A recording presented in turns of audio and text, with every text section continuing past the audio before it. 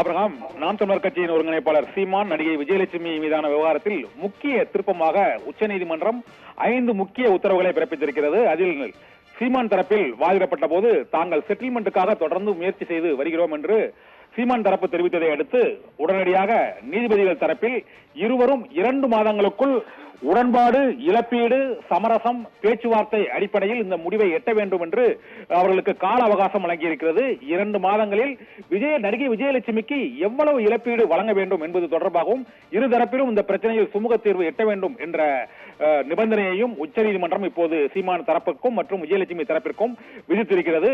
மேலும் கடந்த 12 ஆண்டுகளில் 3 முறை நடிகை விஜயலட்சுமி இந்த புகாரை வாபஸ் பெற்றிருப்பதால் இப்போது புதிய அரசு பதவியேற்றவுடன் அரசியல் நோக்கத்திற்காகத்தான் இந்த வழக்கு பதிவு செய்யப்பட்டது என்று சீமான் தரப்பில் வாதிடப்பட்டது.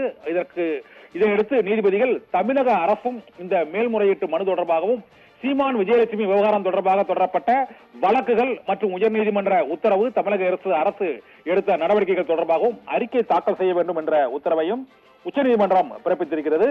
மேலும் சீமான் தரப்பில் இந்த பிரச்சனையை நிறைவு செய்வதற்கான கால அவகாசம் இருவருக்குமே 2 மாத காலம் அவகாசம் விதிக்கப்பட்டிருக்கிறது. அதற்குள் இருவருமே சமரச பேச்சுவார்த்தை நடத்தி உடன்பாடு கண்டு தீர்வு எட்ட வேண்டும் என்றும் கூறப்பட்டிருக்கிறது. மற்றொரு மிக முக்கியமான உத்தரவாக நடிகை விஜயலட்சுமிக்கு சீமான் தரப்பு எவ்வளவு இழப்பீடு தர வேண்டும் என்பது தொடர்பாகவும் உடனடியாக முடிவெடுத்து நீதிமன்றத்தில் தெரிவிக்க வேண்டும் என்றும் குறிப்பிட்டிருக்கிறது.